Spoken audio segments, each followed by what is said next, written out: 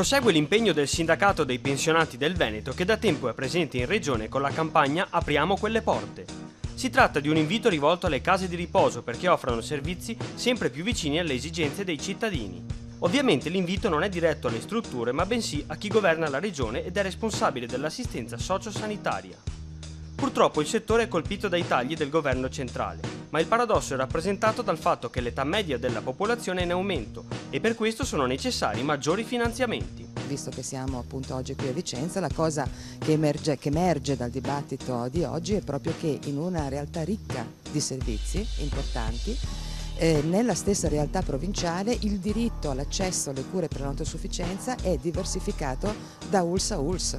Cioè chi abita tiene a dei servizi diversi e a costi diversi rispetto a chi abita in un'altra zona del Vicentino, e questo è proprio per effetto del fatto che mancano delle leggi che regolino regionalmente l'intero sistema e che consentono di avere lo stesso diritto a questo punto da Belluno a Rovigo. Queste due questioni, il sistema di finanziamento e regole uguali per tutti che insomma mettano insieme, diciamo così, il mercato sociale, quello pubblico e quello privato e l'intera rete dei servizi, sono i due pezzi che stanno mandando allo sbando i servizi complessivamente nel nostro territorio veneto. Al momento abbiamo la possibilità di dare delle buone risposte, in quanto abbiamo 13 case di riposo per le persone anziane, diciamo, e abbiamo anche delle strutture sia diurne, sempre per anziani, però anche per i disabili, in quanto quando si parla di autosufficienza ci si deve riferire sia alle persone anziane ma anche, diciamo, quelle persone che non sono anziane ma che purtroppo, diciamo, hanno difficoltà proprio di autonomia personale, no?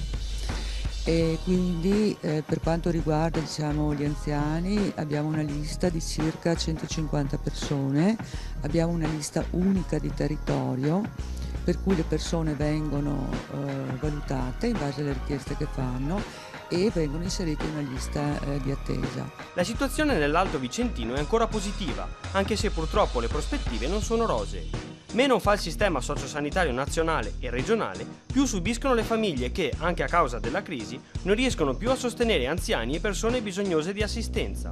Il lavoro di cura è ancora appannaggio delle famiglie e quando si parla di famiglie si parla di donne.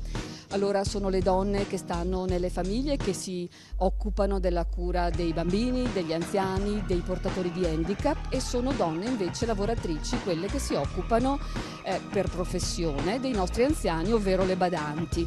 È un fenomeno che è stato poco esplorato e che noi vorremmo guardare invece con l'intenzione di qualificarlo. Questo sia a vantaggio degli utenti e quindi degli anziani, ma anche delle lavoratrici.